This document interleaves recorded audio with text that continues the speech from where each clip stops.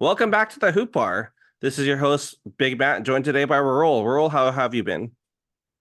I'm good, Matt. The Lakers are gone now, so this is the postmortem. How are you doing?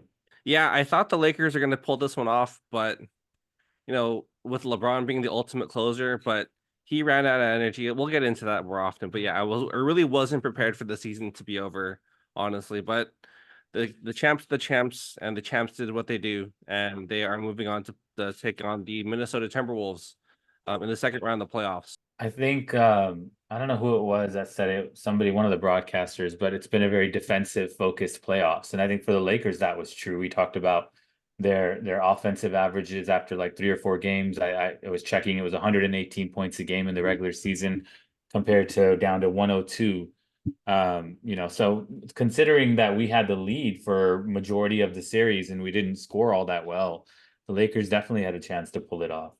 Better than last year, but No, for sure. It's 70 leading 70% of the game and then losing 4 out of 5 games just seems impossible. But it just shows yeah. you how good of a team Denver is by being able to be more composed in the third and fourth quarters, having, like I said, having the energy to be able to have that 20-point comeback in game two, and then to come back in game four and just maintain that level because you knew LeBron was tired, you knew AD with his hurt shoulder was tired, you knew that Austin Reeves actually had some energy because Ham decided to bend and decided to rest him a little bit, so he had some energy down the stretch in that game five, but Jamal Murray, even though he had the strained calf, I thought he would honestly sit because and kind of get ready for game six, but he looked fine in that calf. Like, yes, he was injured. He was, somewhat immobile, but he was still able to be Jamal Murray and hit his game winners and get whatever he wanted in that last end of that quarter, fourth quarter. So Lakers down in five. Let's this is I guess we had planned for this to be a eulogy pod. I was actually thought the Lakers were gonna get swept and we're all gonna be sad that they were gone in four, but they showed a lot of fight in game four and a lot of fight in game five. So this is more upbeat than I thought we would be heading into a Lakers, elimination scenario here. So let's do a little blame pie here, Raul. Who do you think? Give me your percentages of who to blame here for the Lakers' early exit in the playoffs. All right. Well, if we're gonna dive into it, I think our lack of size hurt, and so just rotations and how Ham just has been historically throughout the season, as you have said, and everybody has said, um, that has watched every single game. It didn't change. It sounded like in the playoffs, and he makes a lot of excuses. So I want to give him at least 50%. I definitely agree with that. Um, I this is tough, but it has to be said because I was the one to say it for Kobe. But we saw LeBron do a lot of good things. Tam in our group sent something that I had actually already seen as well, and it was a comment on LeBron's playoff series, and it's 100% accurate in that LeBron had made a lot of great plays and he looked really good, but then he made a lot of plays that really hurt us. And I think the difference between, as I mentioned, as I hinted to, is the difference between now and then Kobe and LeBron is that with Kobe, we were just happy watching him score in his last few years. But with LeBron, we actually have expectations of winning a championship, but he's not the guy to get us a championship. He can't be number one. And AD is a big. I don't know. I mean, Embiid might do it, but Joker does it, but it's hard to consistently get a big to get you to a championship too. So, um, yeah, I think LeBron he doesn't get the blame, but the point I'm trying to make is that this will be the same thing every year. Um, you can sign LeBron to an extension, we can get into it, but how does that change that if he requires a bigger role because he's a legend, how does that help us win championships? LeBron had it. It's just that I think he could still be the best player in a championship team, but there has to be a level of accountability with regards to his energy because when he had the energy to get to the rim to play defense to get rebounds, he was fine. He was still fine because he didn't have that hurt foot like he did last playoffs. He was perfectly fine. But I guess it's him being him, or maybe his ego, or Darvin Ham not having full control over LeBron James, he really should have rested more. Played maybe like even after you saw what happened in game two, right? Or they kind of faded down the stretch. Like you have to get them extra rest. What's the point of working Christian Wood and Jared Vanderbilt back for game five and not even play them? Like he could have used them for 5-10 minutes, put them in there, defensive anchor on Vando to try to maybe slow down Jamal Murray's or slow down MPJ, who had a great series, shot 50% from three. Even with his family going through turmoil, he still was able to mentally focused and she'll still shoot 50%. But he had that button to push. I kept telling my other Lakers group chat, push the button, put those two guys in because you need a floor spacer since Vando can't shoot, and get LeBron some rest. Like, oh, LeBron had to play because when he was off the floor, like they couldn't do anything. But we hadn't seen that option yet for him. So as much as I agreed with you, like coming out of that series, like a LeBron can't really lead the team. I think he can if he just got appropriate rest when Yeah. needed. Like he had to either identify that and take himself out, or the coaching staff had to be strong enough to say, hey, LeBron, you're gonna need to down the stretch. We can't you can't play the 40-45 minutes tonight that these young guys can play. Maybe come down to 30-35 minutes, but during those 30-35 minutes, you're the best player on the floor, maybe in the league. Yeah. But that's what Am I I? mean. Yeah. No, that's it. I agree with you. That's what I mean. But that means, like you said, it's an ego thing, and it's him accepting it is a lesser role. If you're reduced in minutes from a starter to a six man, maybe, then I'm not saying he's gonna be officially coming off the bench, but that's what it's going. You're absolutely right. Adding in a scorer, somebody that can get their own, you know, that just hasn't worked out for us. Getting that person and then giving LeBron rest. Yes, we still can win. And I think we need another big. I think we're missing a big, an athletic big. When we won, we had McGee and Dwight going against Joker. We had none of that. Jackson Hayes might develop. I don't know what his contract situation is, but yeah, exactly. So I think that we're not too far away. Um, and we just ran into a really good team. We'd beat a lot of the other teams right now in the first round. Oh, for sure. Like, are the Lakers? I hate to say this after losing 5 games, but I guess it's going to prove that we're going to prove this. Are the Lakers really actually the second best team in the Western Conference after the Nuggets? Like, would they have beaten the Timberwolves? Which is tough to say because the Timberwolves did beat the Lakers, 3 games to 1 this past season. But of course, this season it's hard to keep track of if it's going to be the same come playoff time. But we're going to see it now. If the Timberwolves are able to beat the Nuggets, then the Nuggets were the second best team, and Minnesota was the best team. But regardless, Lakers had a solid team. Like you said, they were missing just a solid big that could defend Jokic. And Dwight Howard kept wanting to come back. Oh, then Tony in the chat kept saying, "Oh, bring Dwight Howard back." But again, he defended him more 4 years ago. So 4 years old older Dwight versus Jokic now, who is better than he was back then, that's not going to be good.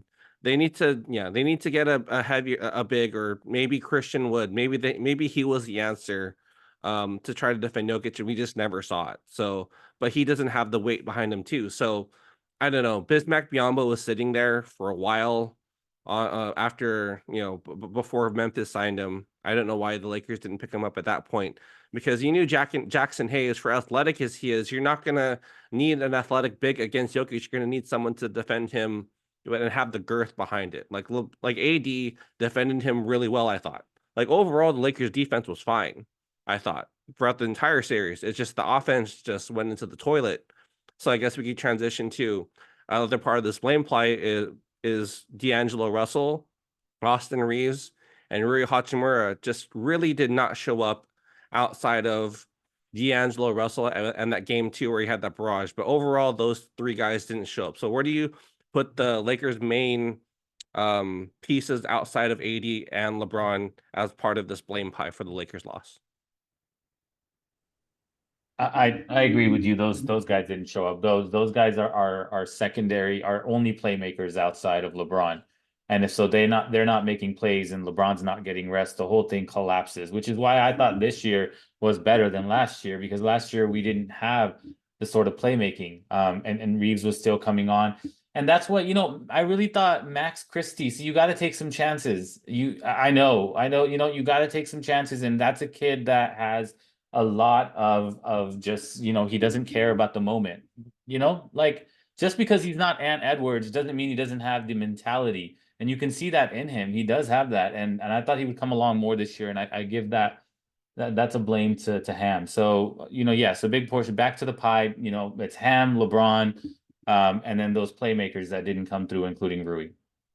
Yeah, it's just tough because they had their open shots. Game five, really, if they just shot their normal percentage, would have been a not a blowout, but a 10-point win if they had just hit percentage. But they were essentially one of 25 going into in that third quarter, in the middle of that third quarter. Then they started hitting their shots, but they defend them well. They got really good play. Like that's the thing with Darvin Ham too, right? He's going to get a lot of blame for this as he should. Like he's a part of this pie. His rotations were bad. This his media stuff was kind of odd. After the season, kind of blaming Austin Reeves there towards the end, or a person that was playing bad, instead of taking some accountability, which was a big thing with Lakers Twitter and kind of overall Laker fandom. That Darvin Ham didn't really have much accountability. It was more like, oh, the players need to play harder, as opposed to what do I need to do to get the players to play optimally. Because when they ran, your Chicago actions, your stack actions, your dribble handoffs, they were getting great shots, and their points per possessions were really high when they were running those sets. But in those third and fourth quarters, when they were not running those sets and they're just kind of just playing freelance, we're just playing, we're just gonna do two guys on the strong side, one guy on the weak side, and then just do a pick and roll where no one's really doing any movement. Of course, then the offense is gonna look stagnant. Denver's just gonna get in a run. And then what happened? Like if you're Darvin Ham, call a timeout, which was another thing with Darvin Ham. He really didn't call timely timeouts and get them back into the mode where they're running all those great actions, great plays to get them easy buckets. But that didn't happen. They just kind of let it go because I trust LeBron's going to get to the rim, get fouled, and get a bucket. Like you can't really do that at this point. He You had good think, schemes, he just didn't execute them as often as he should have. yeah, I don't think he's a great defensive coach at all either. Like he doesn't motivate his team in any way in that it's just he's not a leader. So how do we get here? That's a problem too. Is how did we get to Darvin Ham? That needs to be discussed because this is the whole another topic of why the Lakers are the way they are, why they've only won one championship in the LeBron James era, which is now going on 6 years. Why is it that we had a few years wasted because LeBron thought that Russell Westbrook was the answer? Why did we get rid of Vogel? Why did we not sign most of the team that won us the championship, including Caruso? So, I mean, the influence of a player really disturbs me. And again, I've been consistent with that. It disturbed me with Kobe. It disturbs me with LeBron. It doesn't matter who it is.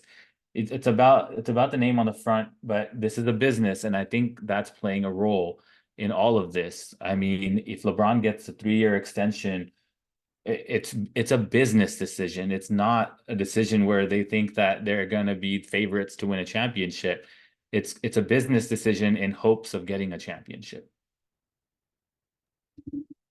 How they got here was like you had already mentioned, the Caruso thing, the Westbrook thing, which got rid of KCP, which got rid of Kuzma and draft picks, and then brought Russell Westbrook here.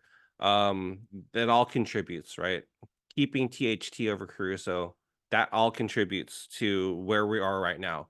How we got to Ham, I believe with Vogel, the offense wasn't really clicking at that time. I know the Gons was complaining nonstop about his lineups, which is the same thing we're doing with Coach Ham right here. But from everything I've read and understand about Vogel's system is that he didn't really run an offensive system. It's more of just, hey, LeBron, here you go, get us good looks. We'll all focus more on the defensive end. So when the Lakers have their LeBron as primary ball handler, three defenders, and AD. We saw how that worked in the NBA Finals, specifically Game 6 in the bubble in 2020. That was an amazing, defense that led to easy offense. I wish the Lakers would kind of lean more into that.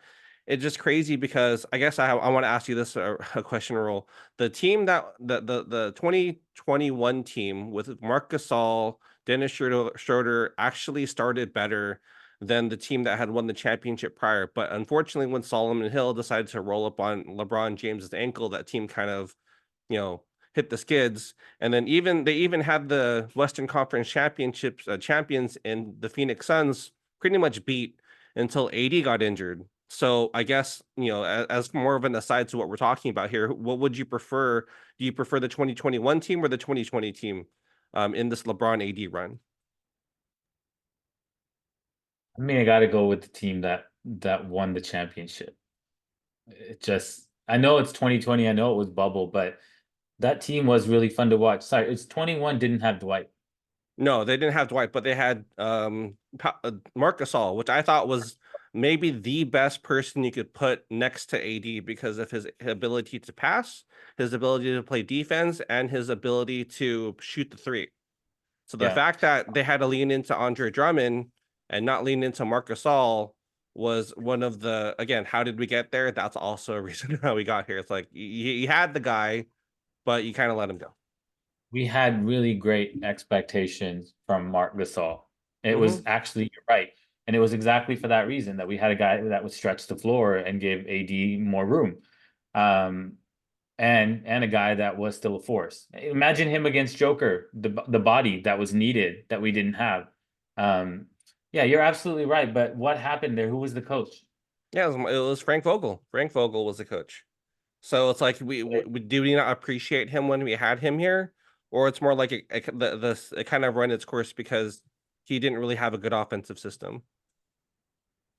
Yeah, but I mean, who made that call? I'm just wondering. Is it LeBron or is it coach? Is it Yeah, it's true. Like how much influence does LeBron James have in this organization? Like, was he the one to fire Frank Vogel and bring in Darvin Ham, or was it more of a collective? Or was he the one to push for that Russell Westbrook trade, or was it more so they wanted to get another primary ball handler, and that was a Rob Pelinka genie bus call? It's you'll yeah, we'll we don't never. I know. think we'll know later on, but currently I don't think we'll know that answer definitively. We don't know for sure. I get it, but I mean, it just felt that way. At least with Russell Westbrook, it definitely felt that way. That just felt like something where, LeBron thought this is going to be great right away as it was more of like a in the moment, spur of the moment, is going to be great. But we all initially thought no, and then when it happened, we had to get on board, right? Well, it's like with LeBron James, I think that's even when he got here too, right? The Magic Johnson wanted to surround him with playmakers. That's why he got like a Lance Stevenson or a Michael Beasley. Oh, LeBron will learn to play more off ball, so he'll have more energy on defense, and he doesn't have to have that much responsibility. But when in LeBron's career has he been, primarily off ball? Like that's what I thought too when we got Russell Westbrook. Oh, and the Gons is here. When we got Russell Westbrook, we thought the Lakers would have their primary point guard with LeBron James playing off ball, but that didn't happen. Of course, LeBron James had to have the ball, and LeBron James kind of did what he had to do. We're joined here by the Gons. Gons, you're watching the Sixers and the Knicks, right? Or what you doing right now? No, I am. I'm actually, having a little bit of a moment. Me and my dad used to watch basketball growing up, so we're watching the game together. He's rooting for Philly. I'm rooting for New York, so we have a little bit of a rivalry going. I'm For going for sure. Philly. Yeah, right now Why? We picked Philly. You and I both were like, "Oh, let's go." Philly has well, I remember I talked about Philly's depth, and and Philly has a good chance. I thought you liked Philly too. You even mentioned it in the chat.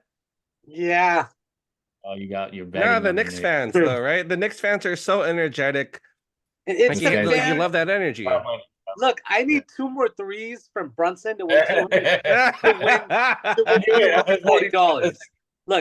Look, I had a parlay with Hart hitting 3-pointers, two or more, he hit. Vincenzo hitting three or more, he hit. And Bede's rebounds, it hit. If I could get two more threes from Brunson, $20 turns into 240. So that's what I'm you going for. got 11 points in the third quarter right now. So yeah, he's feeling it. He might take at least a He's buzzer off shot. though. He's like 1 for 7 from the 3-point line. So it's Floor, right? yeah. See, that's the thing Yeah. with Brunson. Brunson was never a great 3-point shooter. So, well, we'll see. We'll see. Yeah. So we were talking about the blame pie for the Lakers Gons. We're basically how did we get here? Like, did you appreciate Vogel when he was here, or Oh, yeah? yes. Yes, 100%, man. I am, as much as I want to give Ham a shot, because I hate this every 2 years getting a new coach. Like, I hate it. I think it's ridiculous. So part of me is like, you should give Ham another shot. It's only been 2 years. He went to the Western Conference Championship Finals 1 year. He made the playoffs second. He had more wins this year than last year. My issue is he's just an idiot, and I don't think he's a coach. He's a good coach. What makes him an idiot, Gons? Give me some examples. His rotations. I don't know how many times out of a timeout I've in a crucial game. I haven't seen like an actual executed play. I don't know how many times he didn't call a timeout when he could have to run an executed play. I just feel like there's no structure in the offense in regards to any plays. It's kind of just free ball out there, and I don't think the Lakers have a solid enough squad to play like that. You know, they don't have. Yeah. So we're kind of just going back. So we need to appreciate Vogelmar. I think we all kind of agree on that one. So moving forward here with Darvin Ham, we had touched on it before we got on Gons, but I think that Ham should be fired, is going to get fired. Now we're looking at solutions now. Moving forward, as far as potential head coaches for the Lakers, I guess Gons, how long can you stay? Or are you here for a few? I am here until my 2-year-old runs in the room looking for me. So there you go. Go okay. guys. So let's start with you first, Gons. Gons, who do you think the Lakers should get as their next head coach? Look, the obvious decision for me is JJ Redick. I think he wants to be a coach. That's kind of why he started being an analyst. I think the relationship with LeBron, if you keep LeBron, you sign JJ Redick as a coach. I think people will respect him. I think he'd be a great coach. If you don't sign him, I like what Brooklyn did. Like Jawan Howard. He's done great in college. It may not translate over, but he has NBA experience. There's people out there that we're not thinking of. There's good, solid coaches out there that might be ready to make the move if motivated enough.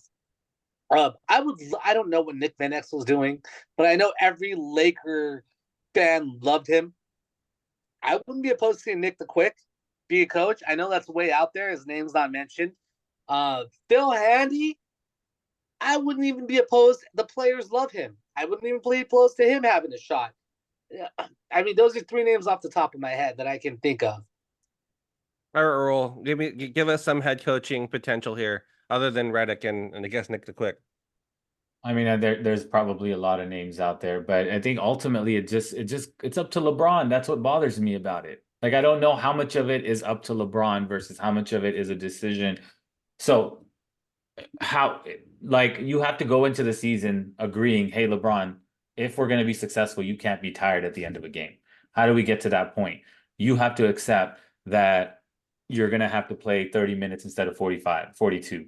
You're going to have to play 28 minutes a game. Can you because you're not going to change your role. You're not going to become a post player. You're not going to become, like you said, a spot up shooter, off ball player. That's not going to happen. You're going to be LeBron, just like Kobe ended up being Kobe, right? But we want to win in this part of, right? So what LeBron has to do is change. So I don't care who the coach is if LeBron changes for that coach.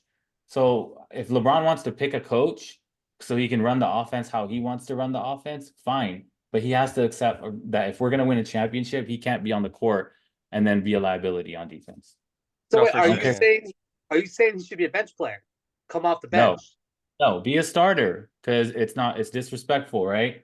Be a starter. Limited minutes. I get what you're saying. Yeah, limited. And we were talking about this before you came on. Like he should be playing 28 minutes a game now because he's still effective, not if he's tired though.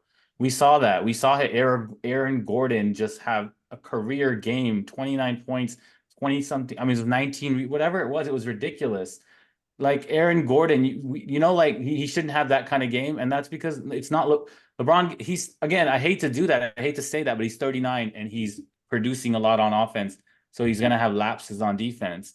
And so he needs to swallow that pride and say, I can't play 40 minutes a game. Yeah, unfortunately Whatever. sorry to interrupt, but unfortunately with LeBron though, we can keep saying he's like 39, 40 and is great is what he's doing, but if we're paying him $50 million a season, like he has to take on that responsibility to be the best player. Now, we can always limit his minutes to because if we get better role players like I had mentioned Gons, like I don't know why we didn't see Wood and Vando at all in game 5, even though we kind of prepped him to get ready, but to give them more confidence maybe going into the playoffs, whereas if LeBron's only playing 30-35 minutes, then he'll have that rest to be able to finish games and defend Aaron Gordon at a high level, as opposed to giving up all those dunks, all those backdoors, because that was embarrassing to see on a couple of those games for sure. As far as coaching candidate, I think y'all kind of hit on the head. I know another name that did pop up. If the Clippers lose tomorrow, Tyronn Lue. Is Tyronn Oh Lue? Yeah. no, Yeah, I prefer No. Lue over he's Redick. not What? anywhere. He's Tell a me. good coach. Bomber's not going to lose him. He's not going anywhere. So okay, so as we hear a lot of rumbling though, if Tyronn Lue loses tomorrow, let's ask Fahid. Maybe he doesn't want Tyronn Lue Well, as coach.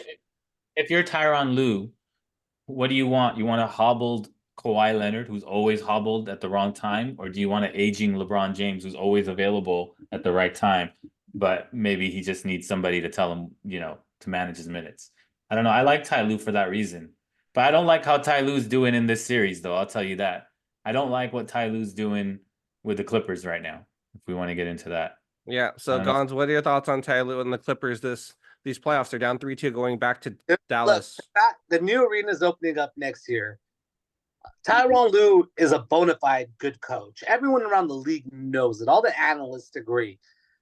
You make moves with that roster if you have to, whatever you can do, but you don't lose Tyronn Lue.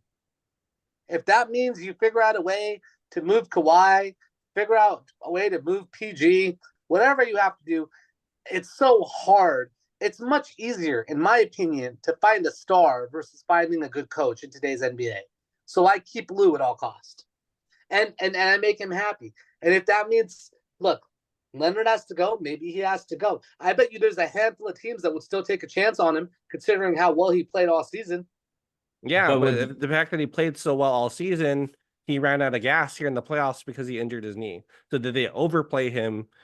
Because he wanted to play more, did they overplay him this season?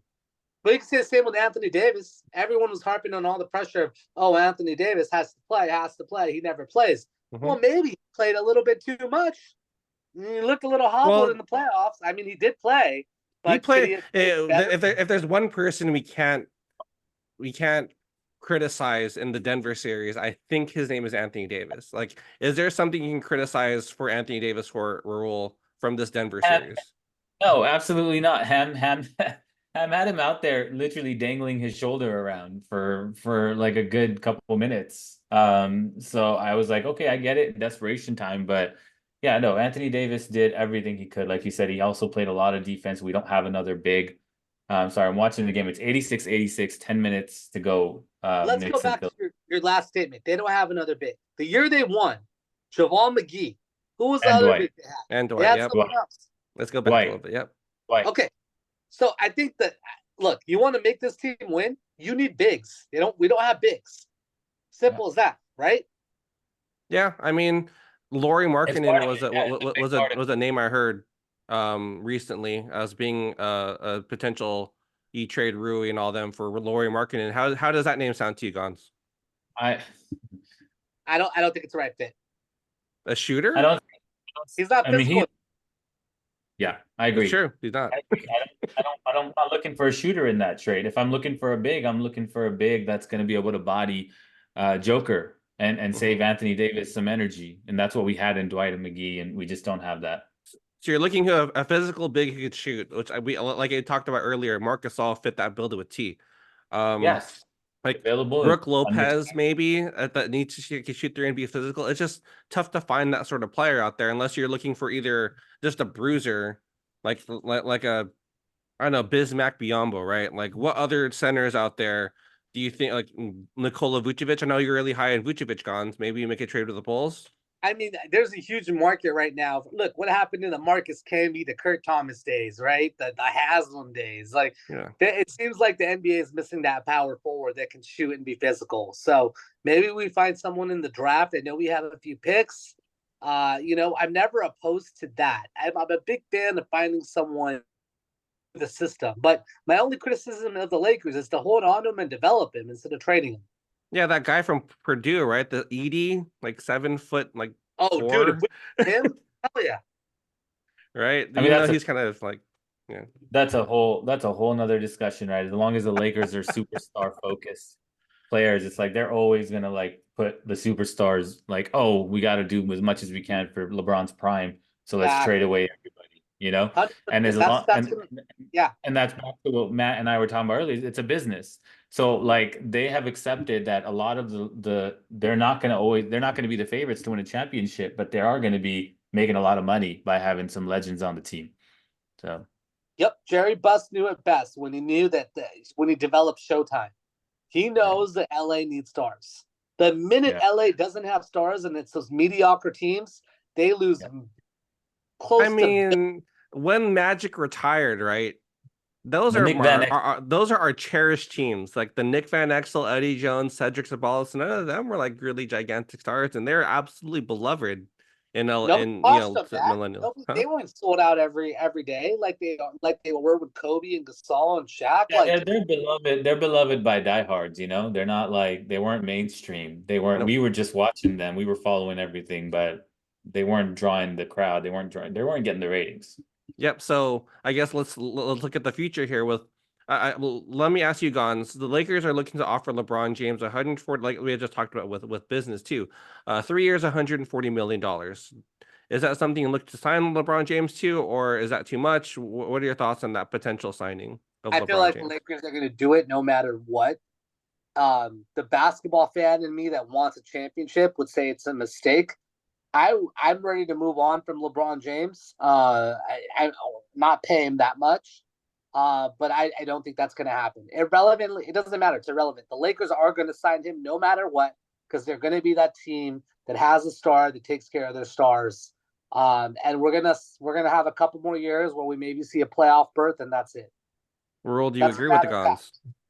Yeah, how do you ensure future investments unless you take care of your current ones? Like if you want other players that are hitting maybe like let's say they're coming off of their prime, just like LeBron, he wasn't at his prime when he signed with the Lakers. If you want that sort of not the end of their complete, they're coming off of their prime and you want them to be on the Lakers and you want that the money that comes from that, then you have to treat those players right as they're ending their prime completely. So yes, he will get an extension.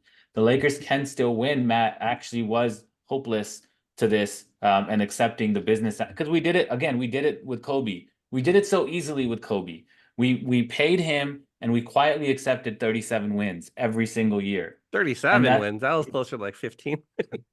Right. Okay, I'm giving him some credit, right? But the point is, no one talks about it because we accepted it. Now we have higher expectations because LeBron's doing so much better at a 39-year-old, and then we knock him for it, which is fine. Which is why if we want to win, he has to reduce his minutes because he can be great. If he reduces his minutes, we can win. Everybody can be happy. We can pay him 3 years. He can play with Bronny, and it's a fairy tale ending. We might get a championship out of it. But again, just like Kobe, he has to adjust. Kobe didn't do it. I accepted it. I don't know. I hope LeBron adjusts. But... Nope, he's not going to adjust. He had every opportunity to the past 3 years and never did it. So you got to be the one to hold the ball, all that stuff. All right, they can get more championships. No, for sure. All right, let's move on to if the Lakers if they're gonna keep LeBron, they're gonna keep AD. Are you looking to keep the same group together, Gons, and get a new coach and retool and let's lock and load? Rui has another shot. D'Lo has another shot. Do you try to improve around the margins? Maybe get rid of D'Lo, but maybe bring in another point guard. Or do you look to get a third star like Trae Young? I keep hearing all these Trae Young things, like Trae Young this, Trae Young that. He's gonna come to Lakers. What do you do, Gons? Yeah, I don't like Trae Young. I don't like his soft shot selection. I'm not a big Trae Young guy. I'm hoping the Clippers win and we get Kyrie. I'm a big Kyrie guy. But I'll say this. It's been an epidemic for the last couple years. We don't have anyone that can guard these little quick guards. They have Thanksgiving feast when they play us. And D'Lo, like I've said before, is not a fast-paced guard. He's a slower guard. I think he's great. He'd be great off the bench to come in and get some scoring, but he's not that guy. So if I make any adjustments, I try to get a third star as much as I can. That's fast, that's quick, and that can score and that can shoot. I mean, that's my wish list. And if I had any other wishes, I would get a couple bigs, even if it's a JaVale McGee, even if it's freaking DeAndre Jordan, just someone that could be a rim protector and give AD some relief. I think if we can do that, then like and like Rahul said, if LeBron adjusts, right, I think there's a chance. There's a chance. All right, Rahul, do you want to go build around the edges, keep the team together, or try to get third star like Trae Young? No, I'm with building around the edges. I think but again, I think it's centered around understanding that LeBron has to have a new role in reduced minutes. But yeah, I think a big, I agree, a big and then a playmaker. And if we upgrade our playmakers, our current playmakers that didn't really work out, into other playmakers that play defense well at that guard position, then yeah, I agree. That's the way to go.